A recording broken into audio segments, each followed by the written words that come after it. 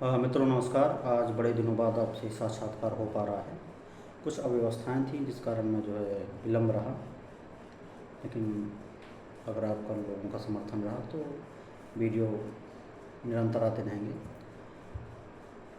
UP PCS की मुख्य परीक्षा निबंध और आर समीक्षा अधिकारी की मुख्य परीक्षा निबंध में जो है अक्सर अ, विज्ञान और साहित्य को लेकर जो है प्रश्न पूछे जाते हैं। आइए आज उन्हीं पर व्याख्यान होगा। आइए समझते हैं कि निबंध है क्या। निबंध देखिए, निबंध दो शब्दों से मिलकर बना है कि नि धन बंध, अर्थात ऐसा कोई चयन, ऐसी कोई श्रृंखला जो किसी शब्दों को बांधे रहे, यानी कि उसका क्रम अगर ए पॉइंट से स्टार्ट हो रहा है तो जेड तक एकदम बंधा हुआ, यानी कि उसमें कोई खिंचाव नहीं होना चाहिए। खिंचाव तो हो लेकिन उसमें कोई कड़ी टूटनी चाहिए, वो निबंध है। जैसे एक चेन होती है, चेन कैसे एक साइकिल पे या बाइसिकल पे जो है ऐसी बंधी रहती है, यानी उस पर कोई कड़ी टूटी नहीं रहती। इस प्रकार निबंध होना चाहिए। देखिए, निबंध के लिखने के कई पहलू होते हैं, उन पहलुओं पर चर्चा करते हैं। जैसे अगर आप कोई निबंध लिख रहे हैं तो सबसे पहले निबंध में प्रस्तावना लिखी जाती है। प्रस्तावना में आपको आप किसी भी निबंध के कोर बिंदु को उठाकर आप लिख सकते हैं कि जैसे साहित्य और विज्ञान के संबंध में निबंध पूछा गया तो आप साहित्य और विज्ञान की शुरुआत डायरेक्ट तो कर नहीं देंगे कि सीधे आप लिखना चालू कर देंगे, लेकिन आप बताना पड़ेगा कि जो है कि ये है, इसके बाद जो है इसका क्रम जो है ऐसे चलता है कि साहित्य क्या है, विज्ञान क्या है, इनका दोनों का संबंध क्या है, इसके सकारात्मक और नकारात्मक पहलू क्या हैं, इसका जो है समापन किस प्रकार किया जाए, इसका जो है आशावादी दृष्टिकोण क्या होना चाहिए, ये सब चीज़ें। तो उसी क्रम में आज हम लोग चलेंगे। आइए अपने निबंध की शुरुआत करते हैं साहित्य और विज्ञान का, जैसे मैंने पहले बता दिया था कि उस पर व्याख्यान होगा। देखिए, मैं अपने निबंध की शुरुआत करूँगा। निबंध की शुरुआत होती है कि अंधकार है वहाँ जहाँ आदित्य नहीं है, मुर्दा है वह देश जहाँ साहित्य नहीं है। राष्ट्रकवि मैथिली शरण गुप्त जी की कविता है ये। वो अपनी कविता के माध्यम से बता रहे हैं कि किसी भी समाज के लिए साहित्य उतना ही आवश्यक है जितना कि सूर्य। जैसे अगर सूर्य नहीं होगा तो जीवन संभव नहीं है पृथ्वी पर। इस प्रकार वो साहित्य को भी परिभाषित करते हुए कह रहे हैं कि अगर साहित्य नहीं है तो समाज को नई दिशाएं, नई आयाम नहीं मिल सकते हैं। साहित्य जहाँ समाज में फैली कुरीतियों, भ्रष्टाचार और जो है रूढ़िवादिता का पुरजोर विरोध करता है, वहीं विज्ञान इसे नई नई दिशाएं व आयाम देता है। नए नए खोज करके नए नए समाज को नई नई दिशाएं व आयाम खोज करके जो है नई दिशाएं, नए आयाम देता है। इसलिए जो है साहित्य और विज्ञान दोनों परस्पर एक दूसरे के पूरक हैं। अब देखिए संबंध, एक यहाँ पे प्रश्न बनता ये है कि विज्ञान क्या है और साहित्य क्या है। तो हमें समझना पड़ेगा कि साहित्य क्या है। साहित्य को परिभाषित करते हुए कहा गया है, इसी क्रम में जो है कि इसी क्रम में साहित्य को परिभाषित करते हुए कहा गया है कि साहित्यो भावः साहित्य, अर्थात जिसमें संपूर्ण विश्व का हित सम्मिलित हो वही साहित्य है। और विज्ञान को परिभाषित करते हुए कहा गया है कि वि धन ज्ञान, जैसा कि आप लोग अक्सर अपनी जो है स्कूलिंग के टाइम से पढ़ते होंगे कि वि धन ज्ञान यानी कि विशेष ज्ञान। लेकिन विशेष का तात्पर्य जो है कैसे है, ये तो भी तो समझना ज़रूरी है। तो विशेष का तात्पर्य ये है कि जहाँ पे कुछ नई चीज़ों, यानी कि कोई व्यक्ति, जैसे कोई भी व्यक्ति हो जो अपनी तपस्या, अपने योग बल के आधार पे, अपनी मेहनत के आधार पे कुछ विशेष चीज़ें खोजे और जिन चीज़ों का उपयोग करके समाज एक नई दिशा में जाए, एक उसको जो है सकारात्मक लाभ मिल सके, वो विज्ञान है। तभी तो विज्ञान कहा जाता है। और इसी क्रम में जो है हम इतिहास के पन्नों को पलटने तो देखते हैं कि अगर हम इतिहास के पन्नों को पलटें तो हमें देखने को मिलता है कि साहित्य और विज्ञान का परस्पर अनूठा संबंध रहा है। आइए हम जो है देखते हैं कि कैसे हम वैदिक काल के संदर्भ में देखें तो पहले क्या होता था कि जो ऋषि मुनि होते थे वो अपनी जो है रचनाओं के माध्यम से जो है विज्ञान का या साहित्य नहीं, विज्ञान का आविष्कार नहीं करते थे। वो अपनी तपस्या, अपने योग बल के आधार पे, अपने जो है अनुसंधान के आधार पे दैवी वरदान के रूप में जो है विज्ञान का आविष्कार करते थे। जैसे कि कुछ उदाहरण के माध्यम से, जैसे ऋषि भरद्वाज थे। ऋषि भरद्वाज द्वारा एक ऐसे यान का निर्माण किया गया, एक ऐसे वायुयान का निर्माण किया गया जो सूर्य की ऊर्जा से चलता था। रावण का पुष्पक विमान जो मन की गति से चलता था। अब उस ज़माने में कैसी टेक्नोलॉजी, अब आप खुद ही सोचिए कि उस ज़माने में जो आज से लाखों वर्ष पुराना हो। अभी तो विज्ञान की शुरुआत ज़्यादा वर्ष पुरानी नहीं है, लगभग 2000 वर्ष पुरानी है, लेकिन उस समय में जो है विज्ञान की शुरुआत हो चुकी थी। और कैसे, कोई साधारण विज्ञान नहीं। जो वायुयान है, वायुयान कोई साधारण विज्ञान नहीं है, उसकी खोज साधारण नहीं है। लेकिन उन ऋषि मुनियों द्वारा, उन जो उस समय के जो पुरुष रहे, जो उस समय के जो भी जीवित थे लोग, वो अपने जो है अनुसंधान, अपने योग बल के आधार पर, अपने जो है तपस्या के आधार पर जो है विज्ञान को खोजते हैं। एक और जो है हमें देखने को मिलता है कि जो महाभारत में, जैसे एक प्रसंग बता रहा हूँ आपको। जब क्या होता है कि धृतराष्ट्र अंधे होते हैं, दुर्योधन के पिता, तो जो उनका मंत्री होता है संजय, तो जब महाभारत का युद्ध चल रहा होता है तो संजय क्या करता है कि वहीं महल में बैठ के और महाराज धृतराष्ट्र को जो है महाभारत युद्ध का एक एक कथा का वर्णन करता है कि महाराज ये हुआ, ये मारे गए, वो मारे गए, ये लड़ रहे हैं, वो लड़ रहे हैं।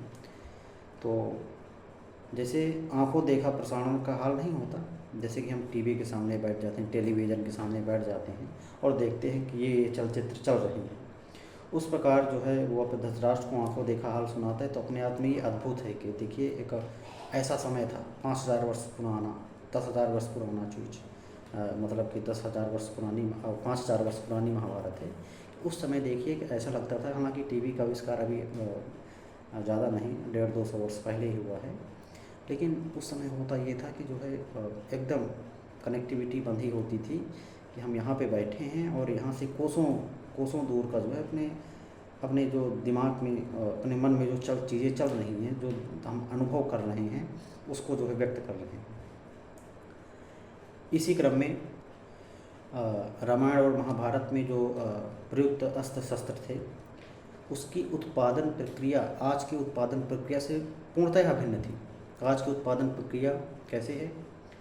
किसी चीज़ की खोज करते हैं, उस पर कई वैज्ञानिक मिलकर जो है उस पर जो है खोज करते हैं और कोई नई चीज़ का निर्माण करते हैं। लेकिन पहले ऐसा नहीं होता था।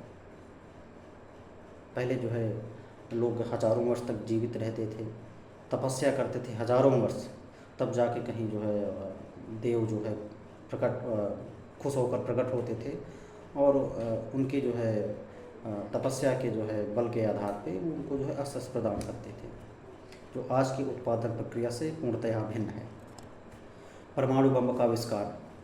परमाणु बम का आविष्कार जो है महाभारत और रामायण में जो परमाणु बम को समझिएगा आप कि आज का परमाणु बम और वैदिक काल का ब्रह्मास्त्र, ये दोनों एक ही है। जो व्यापक स्तर पर जो है ब्रह्मास्त्र सब कुछ अस्त व्यस्त कर देता था, विनाश कर देता था, उसी प्रकार आज का परमाणु बम है कि वो भी अस्त व्यस्त कर देता है, विनाश कर देता है। तो परमाणु बम की जो खोज की गई थी वो रामायण और महाभारत में उल्लिखित प्रक्रिया के आधार पर ही हुई है। आइए अब इसी क्रम में जो है समझते हैं कि साहित्य और विज्ञान का संबंध क्या है। देखिए, एक और जहाँ साहित्य समाज को एक नई दिशा देता है, आयाम देता है, वहीं विज्ञान भी जो है नए नए आविष्कारों की खोज करके समाज को उसकी आवश्यकता अनुसार चीज़ें देता है कि लोग कितने सुलभ हो सकें, कितने जो है आरामदायक हो सकें। यानी कि इसका अर्थ ये नहीं है कि पूर्णतः जो है मशीनों पर ही, मशीनरी पर ही जो है डिपेंड होना चाहिए, लेकिन विज्ञान जो है सही मायनों पे अच्छी चीज़ें और ख़राब चीज़ें भी हैं। देखिए, विज्ञान जहाँ वस्तुनिष्ठा के कारण आज समाज का सत्य स्वरूप बना है, वही साहित्य से शिवम और सुंदरम भी बनाता है। हालांकि शिवम और सुंदरम चीज़ें जो है अच्छी तो हैं, लेकिन जैसे शिवम और सुंदरम की बात जो है विज्ञान के संदर्भ में की गई है, लेकिन इसके कुछ नकारात्मक पहलू भी हैं जिनकी चर्चा हम आगे करेंगे। देखिए, इसी क्रम में जो है अगर हम अपने जो है संविधान की ओर भी अगर अपने जो है दृष्टिकोण डालें तो हमें ये भी देखने को पता चलता है कि जो हमारा भारतीय संविधान का भाग 4 का है मूल कर्तव्य, भाग 4 का में मूल कर्तव्य की बात कही गई है, उस पर जो है वैज्ञानिक दृष्टिकोण की बात की गई है। भाग 4 का में जो है वैज्ञानिक दृष्टिकोण की बात कही गई, लेकिन तथाकथित इतिहासकारों द्वारा वैज्ञानिक जो है चिंतन पर जोर नहीं दिया गया।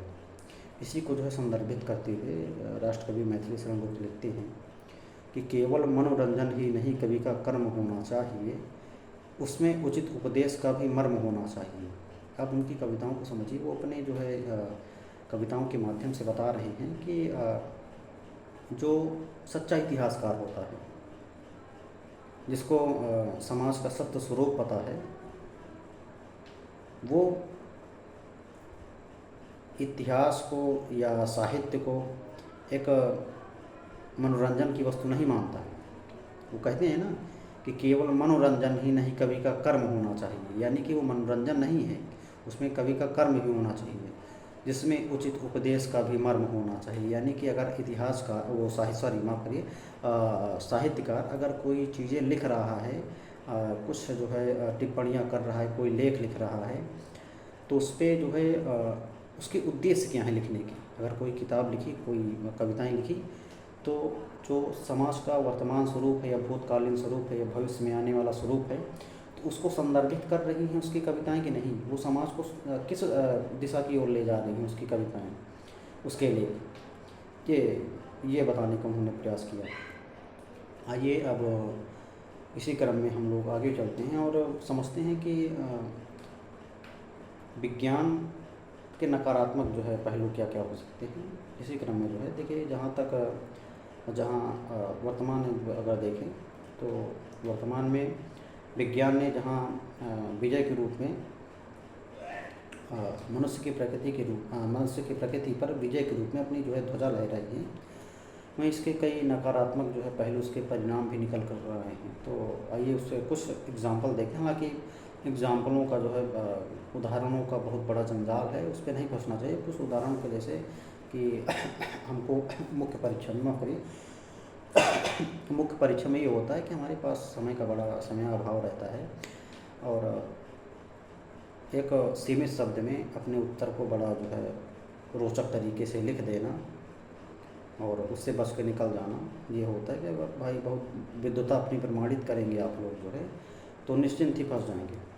देखिए, उसके नकारात्मक बिंदु में देखें, जैसे आप एक तो सबसे बड़ा देख सकते हैं कि 1945 का जो जापान पर परमाणु हमला हुआ था, वो विज्ञान के अभिशाप का सबसे बड़ा उदाहरण, जिसमें जो है 2 लाख लोगों की जान गई थी। 1945 का जो परमाणु हमला हुआ था जापान पर, इसमें 2 लाख लोगों की जान गई थी। और अभी तो 2 लाख लोगों की नहीं, उससे निकलने वाला जो रेडिएशन है, जो रेडियोधर्मी जो है रेडियो एक्टिव जो किरणें होती हैं, उससे आज तक लोग प्रभावित हैं। आज तक लोग उस क्षेत्र के लोग जो है विकलांग पैदा हो रहे हैं। ये विज्ञान का सबसे बड़ा अभिशाप है। 1984 में हुआ भोपाल गैस त्रासदी, जो आइसोसाइनाइड गैस के कारण हुआ था, जिसमें कितने व्यापक जनधन की हानि हुई थी, कितने जो है व्यापक स्तर पर लोग मरे थे, कितने लोग प्रभावित होते उस जहरीली गैस से। वर्तमान में चल रहे जो मध्य एशियाई देश हैं, उनके मध्य जो युद्ध चल रहे हैं, उनसे फैलने वाला प्रदूषण समाज को पर्यावरण को कितना व्यापक स्तर पर जो है नुकसान पहुंचा रहा है, इसको देखना चाहिए। चाहे वह फ़िलिस्तीन इजराइल का युद्ध हो, चाहे रूस यूक्रेन का युद्ध हो, चाहे वो जॉर्जिया और अजरबैजान का युद्ध हो, चाहे वो भारत और पाकिस्तान चीन को लेकर जो है युद्ध उनकी झड़प बनी हो, हर जगह जो है व्यापक जनधन की जो है हानि हो रही है। इसी को संदर्भित करते हुए रामधारी सिंह ने कहा है, विज्ञान को संदर्भित करते हुए, कि सावधान मनुष्य यदि विज्ञान है तलवार, तो इसे दे फेंक तचकर मुँह स्मृति के पार। हो चुका है शिष्य, हो चुका है सिद्ध, तू है शिशु अभी अज्ञान। फूल कांटों की नहीं कुछ तुझे अभी पहचान। खेल सकता तू नहीं ले हाथ में तलवार, काट ले का अंग तीखी है बड़ी यह धार। उन्होंने अपनी इस कविता के माध्यम से बताने का प्रयास किया है कि जो विज्ञान है वो दिखती तो बड़ी कोमल जो है सॉफ्ट चीज़ है, यानी कि उन्होंने इसका कविता को जो है समझाते हुए कहा है कि जो विज्ञान है वो एक नाजुक तलवार की तरह दिखती है, लेकिन इसकी धार इतनी तेज है, इतनी पैनी है कि इतनी व्यापक स्तर पर ये विनाश करती है कि आप खुद नहीं समझ पाएंगे। तो अतः हमें जो है विज्ञान को विभिन्न जो बिंदुओं पर चर्चा हुई है, इस रूप में हम कह सकते हैं कि जो है विज्ञान बड़ी ख़तरनाक है। हालांकि कुछ इसके सकारात्मक बिंदु भी हैं कि जैसे आज हमको जो है जाना होता है, जैसे कहीं दिल्ली जाना है, लोग पहले कहते थे कि दिल्ली दूर है, लेकिन आज ऐसा जो है परिवहन संचालन बन गया है कि दिल्ली हमें दूर नहीं लगती। आज हम जो है पहले होता था कि जो लोग जो है एक एक हफ्ते महीनों महीनों भर दिल्ली के लिए जो है आवागमन करते थे, लेकिन अब एक ऐसा युग आ गया है कि हम दिल्ली 2 घंटे में पहुंच जाते हैं। तो विज्ञान के कई सकारात्मक पहलू भी हैं। तो अगर निष्कर्षतया कहा जाए तो विज्ञान अभिशाप के रूप में भी उभरा है। हमें विज्ञान का प्रयोग उतना ही करना चाहिए जितनी हमारी आवश्यकताएँ हैं। अगर आवश्यकताओं से बढ़कर हम विज्ञान का उपयोग करेंगे तो निश्चिंत ही विज्ञान बड़ी खतरनाक चीज़ है। आइए एक और मुझे प्रसंग याद आ रहा है कि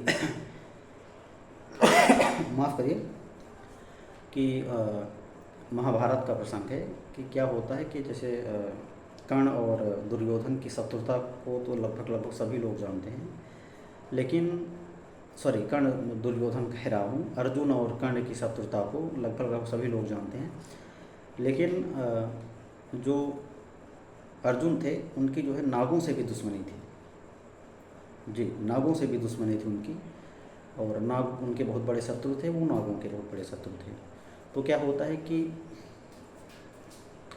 क्या है कि महाभारत में जो है कर्ण की और अर्जुन की लड़ाई हो रही थी, तो जो नागराज हैं वो आते हैं कर्ण के पास और कहते हैं कि कर्ण यार, ये जो अर्जुन है वो आपका भी शत्रु है और मेरा भी शत्रु है, तो ऐसा करिए कि आप अपने जो है मुझे धनुष पर मेरा जो है अनुसंधान करिए, मुझे मेरा संधान करिए और अर्जुन की तरफ छोड़िए, तो मैं उसको डस लूँगा और जिससे आपका भी बदलाव पूरा हो जाएगा, मेरा भी बदलाव पूरा हो जाएगा। तो कहते हैं जो है तो अर्जुन वो कर्ण कहते हैं कि जा भाग मनुष्य के सहज शत्रु, जा भाग मनुष्य के सहज शत्रु, मित्रता मेरी ना पा सकता, मैं किसी हेतु यह कलंक अपने पर नहीं लगा सकता। अर्जुन है मेरा शत्रु किंतु वह सर्प नहीं नर ही तो है, संघर्ष सनातन नहीं शत्रुता इस जीवन भर ही तो है। वो कहते हैं कि तुम मनुष्य के सहज शत्रु हो, मनुष्य जाति के शत्रु हो, जा भाग मनुष्य के सहज शत्रु, मित्रता मेरी ना पा सकता। तुम मानव जाति के शत्रु हो, तुम मेरी मित्रता कदापि नहीं पा सकते, मैं किसी हेतु यह कलंक अपने पर नहीं लगा सकता। अर्जुन है मेरा शत्रु किंतु वह सर्प नहीं नर ही तो है, और संघर्ष सनातन नहीं शत्रुता इस जीवन भर ही तो है। अगर मैंने तुम्हें अपने धनुष पर जो है संधान करके अगर किसी की ओर, अगर अर्जुन की ओर छोड़ा और तुमने डस लिया, तो ये जो मानव जाति वो कलंकित हो जाएगी, मानव जाति कलंकित हो जाएगी। और रही बात जो है शत्रुता की, तो अर्जुन से मेरी शत्रुता इसी जीवन है, संघर्ष सनातन नहीं शत्रुता इस जीवन भर ही तो है। यानी कि जो ये शत्रुता है सनातन की नहीं है, इसी जीवन की है, इसी जीवन में मर जाना है, शत्रुता अगले जीवन में नहीं रहेगी। तो इस रूप में आप विज्ञान को भी ले सकते हैं। जैसे 1945 का जो माफ़ करिए 1945 का जो परमाणु हमला था, उस पर जो है अमेरिका द्वारा जब परमाणु हमला किया गया, तो उस पर ये कविताएं प्रासंगिक हो जाती हैं कि जो परमाणु बम, हालांकि जापान की और अमेरिका की लड़ाई थी, अगर ये सिविल वार होती तब तो ठीक था, अगर जो है इस देश के सैनिक उस देश के सैनिक लड़ते आपस में तो ठीक है, लेकिन अमेरिका द्वारा जो है उस पर इकट्ठा जो है परमाणु हमला ये मानवीय नरसंहार था जो है एक व्यापक स्तर पर, ये कदापि सही नहीं है, पूर्णतः सही नहीं है, ना इसको कभी जो है सही ठहराया जा सकता है। इस रूप में ले सकते हैं कि ये जो है जो अभी मैंने जो है आपको सुनाया जो है अर्जुन और कर्ण वाला प्रसंग, कि परमाणु बम जो है वो मानव का दुश्मन है, वो मानव का कभी जो है मित्र नहीं हो सकता। इस रूप में आपकी जो है विज्ञान और साहित्य का व्याख्यान ख़त्म होता है। और इसे ज़्यादा से ज़्यादा लाइक करिए, सब्सक्राइब करिए। धन्यवाद।